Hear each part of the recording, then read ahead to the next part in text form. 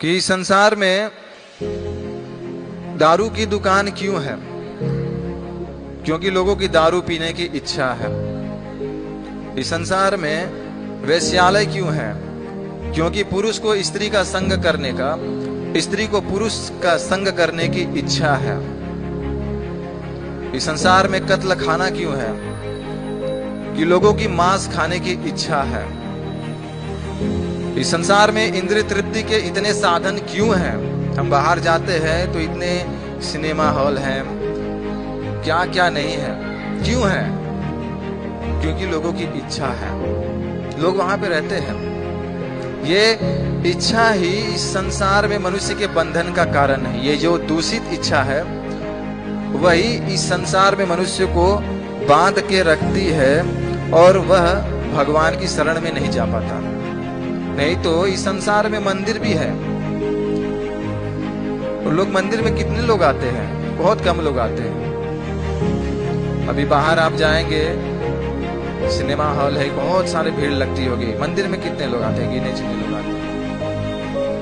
भगवान से अलग होकर लोगों के इंद्रिय भोग करने की इच्छा है, इसलिए भगवान ने यह संसार रचा है कि जाओ अपनी इच्छाओं को तृप्त करने का प्रयास करो। और यह जो जीव है अपनी दूषित इच्छाओं को तृप्त करने का यहाँ पर प्रयास करता है।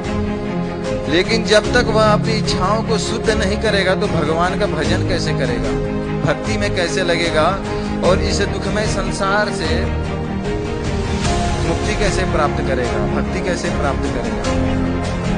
तो इसके लिए आज से 500 साल पहले चैतन्य महाप्रभु नवदीप धाम में प्रकट हुए, जो स्वयं कृष्ण हैं, और उन्होंने लोगों को सिखाया। क्योंकि उन्हें पता था कि कलयुग में लोग तपस्या नहीं कर सकते। प्रायण अल्पायु से सभ्य कलो अस्मिन युगे जना मंद सुमंद मध्यो मंद भाग्य।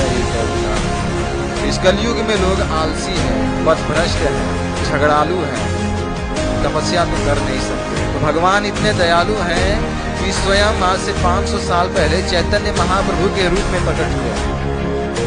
इन जीवों को भगवत ज्ञान देने के लिए, भक्ति का मार्ग सिखाने के लिए, कृष्ण प्रेम प्रदान करने के लिए उन्होंने कहा कि तुम्हें कुछ भी नहीं करना है, बस क्या करना है, भगवान का नाम जप करो, भगवान का नाम जपते रहो।